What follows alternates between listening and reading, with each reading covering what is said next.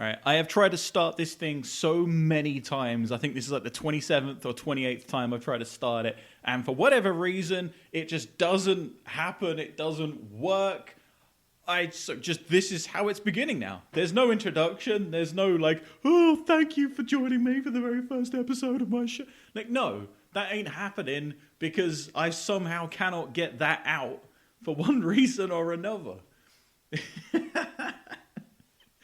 When I first got the microphone, I ordered the wrong cable that doesn't even plug into my computer.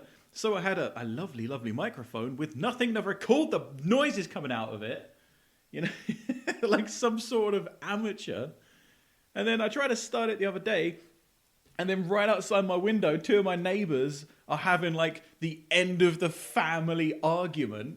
You know, some kid's having all of his shit thrown out into the driveway while he's screaming in abuse and threatening to beat people up. You know? Luckily, though, like I live far enough in the suburbs where no one's going out there and starting a fight. You know, that's city living. That's like the city and 15 miles out. I'm 20 miles out, so me and all the neighbors are all just, you know, peeking through the curtains, just like, oh, they're arguing. Oh, this is interesting. Sweetie, get me a coffee. Get me a tea. I'm going to watch this. I'm going to add nothing. I'm going to diffuse nothing. I just fucking hope nobody gets shot or beaten too badly, because then I'm going to have to be some sort of witness and out myself as a bloody window staring fucking neighborhood watch dickhead. I'm a vigilante. No, you're just sitting there watching because for some reason real life is more interesting than whatever's on TV right now. That's all it is. You're not a vigilante. If you was a vigilante, you'd be out there like mediating or beating down whoever's team you're on, you know? That's a vigilante. You know, what do you do? Just looking through the window like, oh, they're arguing again. Oh, what a terrible family. Oh, man. I realized what a selfish asshole I am, right? Because I was like, I finally had all the right cables, everything plugged in, everything worked. And then they started arguing, and I wasn't sure if it was bleeding through onto the mic in this room or not. And I was like, oh, those bastards. Like, the family is literally falling apart like 30 yards away from me. And I'm like, well, I can't start my podcast right now. But then it was going to be really good. It's definitely not something I was going to do like 3 times and get bored of and stop it. Oh man, what a jerk. My buddy sent me this article that he'd read, and it was one of those typical articles where it is someone that is trying really hard to find something to talk about that no one has yet been offended about. Do you know what I mean? Like, it was like, no, oh, yeah, no one's upset about this yet. Oh, that could be groundbreaking. Like, it's stupid. I've got the article up. I'm going to try and condense it down because it is long, and even condensing it down to the most ridiculous bits is still basically 75% of it. The thing that pissed me off, right? It got like 15,000 shares. I think it's like 2 weeks old. 15,000 shares. Think of anything that you've ever worked super hard on and you get like 20 likes on Facebook and you're like, I've made it. Imagine that, but like, how much is that? Hold up. So 20 likes times 5 is 100 times 15. So what's 20 times 15? Either way. It made me feel like an amateur. So, right, title of this article, Outdoor Recreation Isn't Free. Why we need to stop pretending it is. Like, who's pretending exactly? Who's like, oh, don't mention it. Outdoor recreation ain't free. Who's pretending it's free? And who the fuck's pretending it isn't free? When is an outdoor recreation free? It's just, you go outside. You know, you just open a door. You know, unless you're in like solitary confinement in prison, then basically you are opening a door away from just being outdoors and ready for recreation. Do you know what I mean? And even prisoners get an hour a day outside. I get 30-minute lunch break at my job. I need to do some of them crimes. So yeah, man. So it starts off. When I spent a summer as a river guide, I met 3 people who'd abandoned their homes to live on the Rio Grande. Oh, how bloody romantic. One lived out of a bus. Right, so fucking hell, we're like 18 words into this article, and already it's, they live in nature. Well, one of them lived in a bus, but the bus was in nature. They couldn't just open the door to the bus and be outside without having to pay some sort of toll to be outside in the outdoors. Another lived in a tent, which, I mean, that's just a synthetic treehouse. That isn't even a real treehouse. And the last lived in his station wagon. So 2 people who abandoned everything to go live in nature basically just live in their cars, and they park it underneath a bush or a tree. It's like, oh my God, man, nature is so cool. Smoking weed, staring up at the stars, pretending you're fucking worldly. Yo, man, you see my poetry? Ever since I've been at one with nature, I've got so much more inside. So, yeah, one lived out of a bus, one in a tent, the last in his station wagon. So 2 of them live in houses with wheels. The other one lives in a fucking tent from Walmart. They spend their days off rafting, kayaking, and hiking. The next sentence. None of these men seem to have much money. You don't fucking say! Who have you ever met that lives out of their car that is just flushed with cash? So yeah, I've got hundreds of thousands of dollars stashed away, but I really enjoy smelling my own farts lingering because I can't open a window in case of... I much prefer living in my car than, living in a house. This is just so much better. Who needs money? Well, obviously you need money because I'm not really living in nature because I live in a fucking car. They'd managed to live the dirtbag lifestyle that many nature lovers dream of. Who is like, oh God, he's got it so lucky living out of his car? Is that what you nature lovers are just, is that the ultimate goal? Like, I wish I could leave this air-conditioned apartment to go live in my car, but, I just can't fit all of my stuff in my station wagon. Get the fuck out of here. Leaving modern conveniences behind to pursue their passion, being outside. Well, you can just go outside. It's... But you can't just go outside because going outside isn't free. Spending time in nature seems free. Yeah, it does. Because if I go to the movies, it costs me like $15. If I go outside, I've just got to open the fucking door. God damn it. This is so ridiculous. As with travel, marginalized groups face a lot of barriers to outdoor recreation. Like what? What, is there like a white power member standing at the front door of everyone like, no, you get back inside. You can't come out here. Sunshine's for the white man. This leaves the different types of outdoor fun to privileged folks. I am so privileged. Look at all those homeless people. How fucking privileged. Those dicks.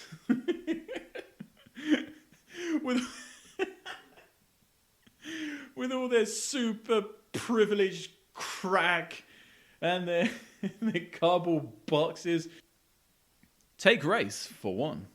A 2016 study shows that more than 3 in 4, that's 3/4, 3 in 4 US young adults who participate in outdoor activities are white. Like, why does that matter? What, so white people like going outside more? Like, is that weird? I mean, you've got to go hike it if you're going to drink your Starbucks unicorn frappuccino and take a selfie. You got to have some fucking leaves in the background. In fact, I'm white. So are most of the people I raft guided with. Who gives a shit? You know, like, are you actually trying to cause an issue over like, what race? Maybe black people don't want to go to the fucking rafts. Maybe black people don't want to hike a whole lot, you know? I wonder if there's like black blogs where they're talking about like an underground hip hop battle like they had in 8 Mile, and it's like, well, you know, 3/4 of the members of this rap battle were actually African Americans. This is quite unbelievable. You know, the barriers to entry. I bet there ain't. I've built trails, sprayed noxious weeds, and cleaned up camping sites with a ton of white people over 4 seasons with a U.S. Forest Service and a state park. So what are you saying? Are you saying that other races don't want to go clean up? Is that what you're saying? Sounds like it to me. Well, I've been there cleaning up things, but yeah, there's no blacks, no Latinos willing to help. Oh, Jesus, this is just awful. Like a lot of white people, I learned to ignore the whiteness of myself. What the fuck has that got to do with anything? Oh, I don't see colour, but I do have to ignore my own whiteness. It's all this outdoor privilege. It's too much. I learned to ignore the whiteness of myself and other outdoor enthusiasts around me.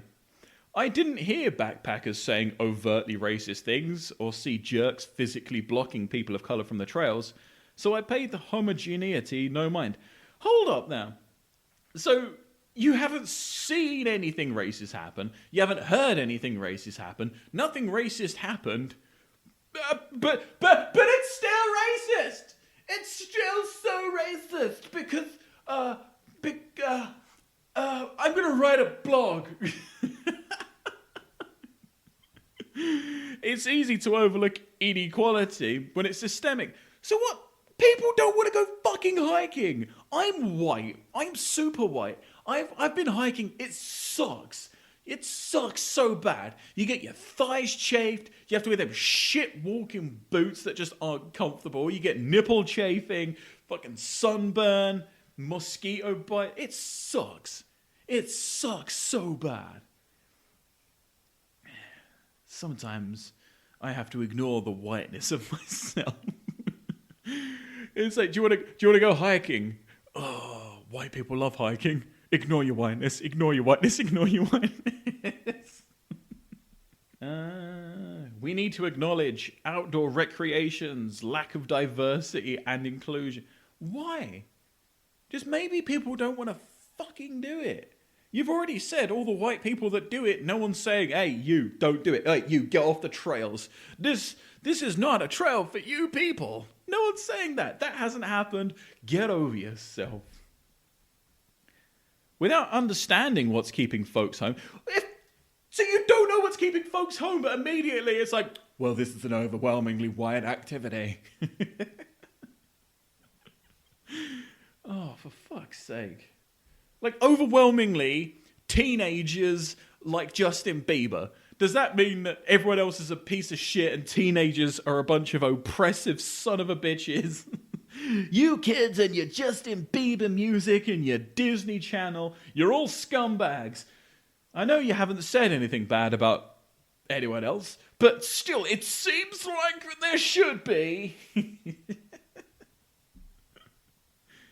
Oh my God. So, without understanding what's keeping folks home, we blame oppressed individuals for not taking initiative. Who? Who has ever done that? I've got loads of black friends. I've never said, what are you doing this weekend? Well, we're certainly not hiking. It's like, well, why not? It seems that you're not taking initiative. Maybe if you people had some initiative, you'd enjoy walking up and down a hill. Why not? Why not, Rodney? I'm going to ask him tomorrow, Rodney, why do you not go hiking? It was just, I don't want to go. It's like, well, it sounds like a distinct lack of initiative to me. rather than addressing what may be preventing them from participating in certain activities. Well, I don't know. Maybe because things like TV and video games and sex exist. Maybe people prefer doing those things on the weekend when they're not at work. Not everyone wants to climb up a fucking hill. Like, oh, it's basically a mountain. No, it's a hill. Get over yourself. The message can be draining for folks who are raring to explore but can't. I really want to go explore, but I don't want to leave my house. We forget that society's hierarchies of race, gender identity, sexual orientation, body size, and economic class don't magically disappear in the forest. Really? Really? Because what? Everyone's hanging out in the forest and it's some sort of cool, white, straight, binary kids club. Like, go fuck yourself. We deny that society actively discourages millions from playing outside, possibly stopping budding conservation activists. No! They've all downloaded Tinder and they're fucking each other. No one does that in a field. People will do it in their station wagon underneath a tree and claim it's in nature. Oh my god. Alright, now we get into the bullet points. Here are a few barriers that marginalize, but Jesus Christ, this is honestly like the buzzword. Like, it's like she's ticked off every buzzword. Okay, I need the words binary, marginalized, oppression, privilege. Like, go fuck yourself. Few barriers to going outside that people have to overcome to experience nature. Experience nature. Number one, you need equipment. Really? You need equipment. Oh, if only I had equipment, I could go outdoors. Our society treats nature as something we can enjoy independent of capitalism. Probably because you can.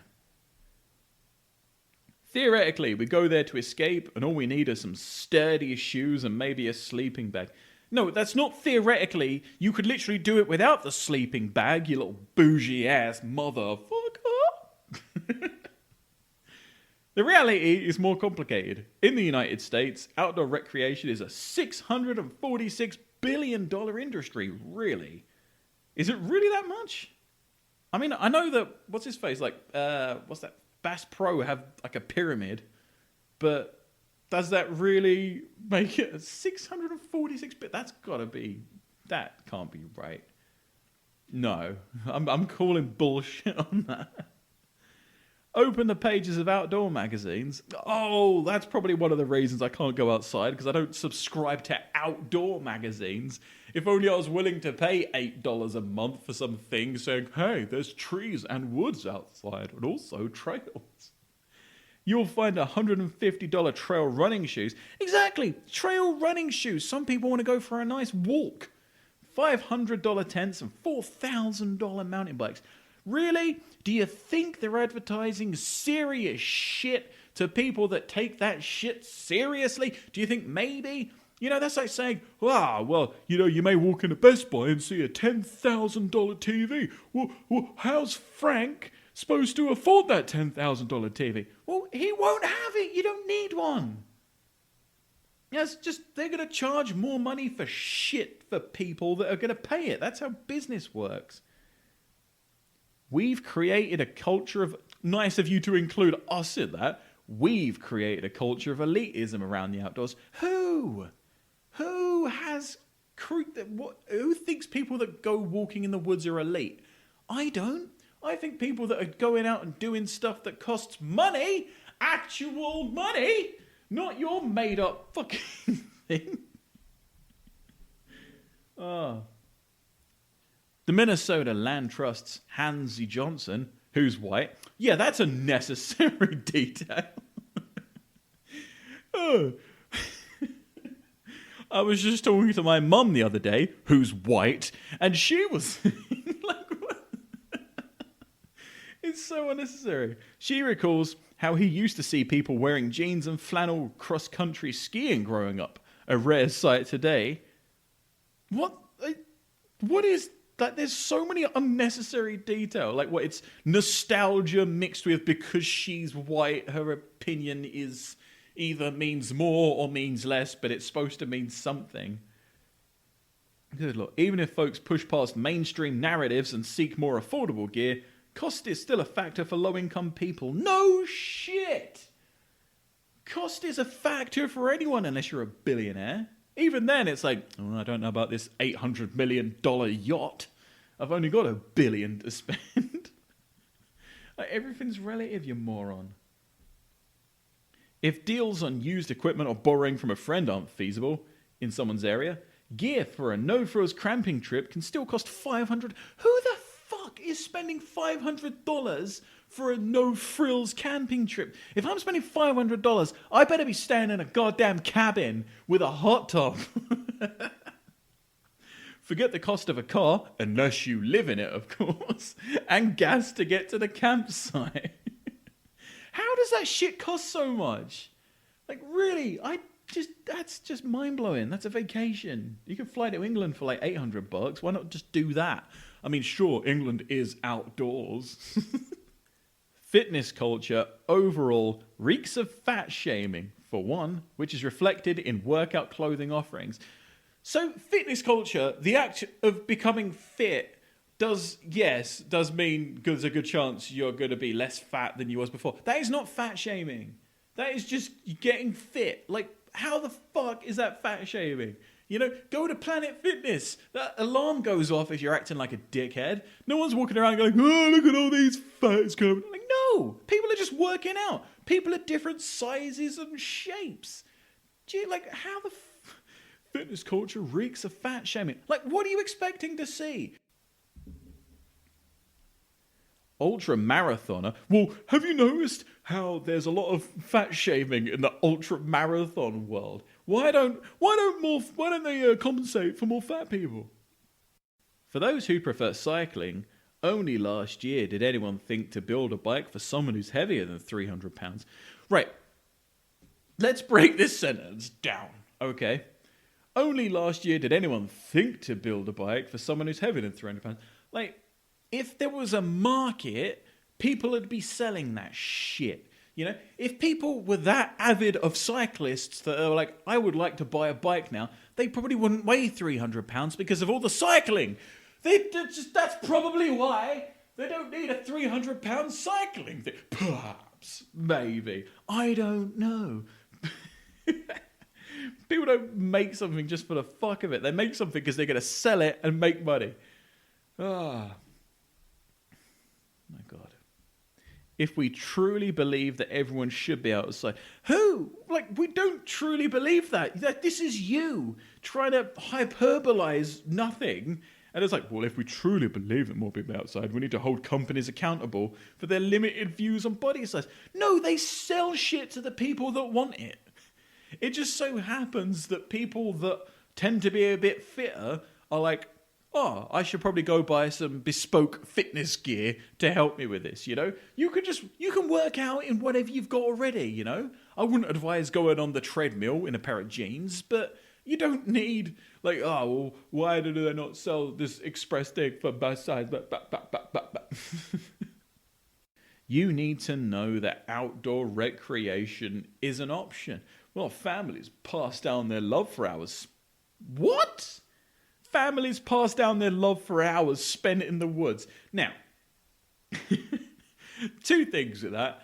Number one, I never went out to the woods with my family. And number two, if it was ever described as, oh yeah, my mum and dad really passed down some love to me in the woods, I'm pretty sure child services are getting called in a heartbeat. Where are you? Oh, I'm just getting some love passed down to me in the woods. Saying, oh, we'll be right there. Whoever's with you's going to fucking jail. Media paint a homogeneous picture of who enjoy the outdoors as well. They're typically white. Again, white. Why is it... Yeah, they're white. Media paint a homogeneous picture of who enjoys the outdoors as well. They're typically white, male, cisgender, slender, able-bodied, and assumed straight. You never seen Brokeback Mountain? That whole movie was about, obviously, like a two white male, cisgender, slender, able-bodied. Maybe that's why she put assumed straight. She was like, they're all straight. And a little voice in her was like, what about Brokeback Mountain? Oh yeah, because we assumed they were straight, but then they did actually go and bang each other, embarrassing the horses along the way. Other barriers stand in the way of people's motivation to go outside. No, it doesn't. People just go outside if they want to go outside. They don't go outside if it's raining. That's about it, really. I've had several close friends who've said their families actively discouraged them from playing outside growing up. Yeah, they probably did. If maybe you lived on a busy street and they didn't want you to get run over. Oh, what shit parents they are. They should have let me run around in the street in my underwear. The day-to-day culture around outdoor recreation is exclusive. Society's hierarchies don't disappear at city limits. What the utter hell? Even when folks manage to go out and climb rocks, which costs money, there's a toll. Each time you want to actually grab onto a rock, you have to put like a quarter into the machine, and then a rock comes out that you can grab on so you don't plummet to your death, don't you know? Kayak a river or bike down a mountain, people are still subject to unfair stereotype and microaggressions. Ding, ding, ding, ding, ding, ding! We've got microaggressions! That is every buzzword. That is literally... I think the only one she hasn't hit so far is immigrant. But I'm an immigrant and I'm reading this shit, so hey, she wins. Like, who deals with unfair... What unfair stereotypes are about kayaking? I've never heard a stereotype about kayaking. Like, look at all these Chinese people in their kayak. Like, no, it doesn't exist. All these Australians biking down mountains. There's nothing to do with anything. Think of a group of women professors who went to Yosemite a few years ago. A handful of them write in Al Jazeera how park staff waved through those who were white and Latin, but questioned all 4 black professors at length. Well, that might actually be bad. Right, it's only taken us 15 minutes to get to an interesting point. One of the black professors was questioned about her college degrees, the title of her research project, and her university affiliation, and was asked to provide a faculty ID. So they asked her for ID. Jesus Christ. On top of racism, rape culture persists. Have you seen Deliverance? Oh, that was a good bit of fucking. Many outdoor jobs. Okay, what? Now she goes on to wildland firefighting. She's thrown rape culture out there. Again, another buzzword. But there's nothing then about it. Just, fuck. I'm on a word limit. I just need to make sure. I've got 2 words left. What should... Rape culture! I mean, rape's not funny, obviously. But shoehorning it into any conversation. I mean, it's kind of like, all right, let's chill. I thought this was about minorities apparently being ridiculed whilst they mountain bike. The barriers to outdoor recreation are very real. And as with most things, marginalized folks suffer the most. The barriers to outdoor recreation. The barriers. Well, Trump actually built a wall. It's more figurative, but it's definitely a wall to outdoor recreation. It's really not, though, is it? For those of us who managed to get outside by twisting the doorknob and walking 3 steps, we need to go beyond our calling ourselves lucky. Yes, what the fuck? I am more than lucky that I am standing in this field. We need to understand ourselves as, drumroll, privileged. There we go. We got another one in there. Nature doesn't have to be a rich white playground. We have white again! Forests are a white playground. Oh no, we've got another list coming. However, structures humans put in place, capitalism, colonialism, racism, sexism, ableism, allow some people to access the outdoors and force others home. Hey, you people, get off my trail. This is for white people. You are not privileged enough to be outside in this gorgeous sunshine in April. I am beyond lucky, and because of that, I am forcing you home. Fucking hell. My favourite memories are outside. I remember skating on a black, ice-covered lake for miles. Oh, do you know? Eating marshmallows on a ridge at midnight with my sister. I was beyond lucky to have those marshmallows. Don't you know marshmallows cost $300 a bag from Whole Foods in my white paradise? It's beyond lucky to be toasting these marshmallows on my exclusive sticks on this fucking fire. Sleeping under the stars on a beach after a day rafting the Snake River. Oh, sleeping under the stars, of course, is something that no one's ever thought of before. It's that most sane people will go outside, look at the stars, and start to get a bit cold, or a bit eaten by bugs, or a bit, hey, let's go inside, I've got a bed that we can bang on. How about that? Good Lord. None of those things cost money. Like, I mean, maybe if you bought some $9,000 ice skates from your exclusive magazine subscription and kicked some, some minority children off of there. None of this makes sense. And the final line. Let's work harder to fight inequity. Is that supposed to be inequality instead of inequity? So everyone can enjoy that privilege. Yeah, guys, we're not fighting hard enough to fight inequality, especially in our forests and on our frozen lakes. Because, of course, places that have frozen lakes are notorious for having black people and Latinos on them. Because I do wonder, you see all those black people in the NHL and all the Latinos in the NHL.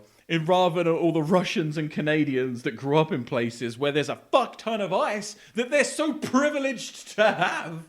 Obviously, they throw their money in the sky and it lands as beautiful white ice on top of a lake. That's how they learn to skate.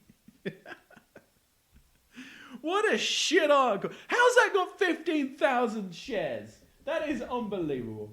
I am offended on behalf of this microaggression that is clearly aimed at me as a white cisgendered male. Oh my God. All right, man. That's basically everything I wanted to talk about. I did not realize that article would go on for that long, which is kind of cool, because where are we at right now? Jeez. I mean, for me, this is about 45 minutes. We'll see how much of this I take out, because I listen back and I'm like, God, your accent shit. That didn't make sense. No wonder she's got 15,000 shares and you've got maybe 2 downloads. One of those was yourself to make sure it even got downloaded. So my favorite song this week is Loco by Vince Staples. I love it. I heard it for the first time because, what was it? They released a few tracks off of the Gorillaz' new album. And there was Ascension with Vince Staples, which is it's insanely good. It's such a good song. And I was like, who is this Vince Staples guy? So I went on the old Apple Music, found one of his oldest albums, and then Loco came on, and I was like, oh, this is so dope. I was like, no, this song's fantastic. And then the girl that sings the hook, I think it was Kilo Kish. Oh my God, her voice, it's just, it's alluring. Is what it is, And she, of course, is an African-American person. She needs to learn to share African-American privilege with having a good song voice. Not like me, when I sing, it sounds like shit. I have to do that microaggression every time I turn on the radio. But no, it's a really good song. I like it a lot. You should also listen to it. Anyways, thank you for listening so much. I do appreciate you making it through. Even if you're now taking this podcast to then go and do your own thing, what I just did, where you take someone else's thing and just fucking rip on it for 20 minutes. I guess that's fair as well, I've got it coming. Anyways, follow me on social media. It's all at Simo the Simba. Snapchat, Instagram, Facebook, YouTube. I'll probably go post this on SoundCloud, but I don't think you would have got this off SoundCloud if you're listening to it. So, yeah, whatever. Anyways, if you liked it, please tell your friends. If you didn't, then hey, we tried, we failed, and yeah, I guess that's just your privilege not to like what I'm throwing down. Anyways, goodbye, thank you, I'll catch you next week. Bye.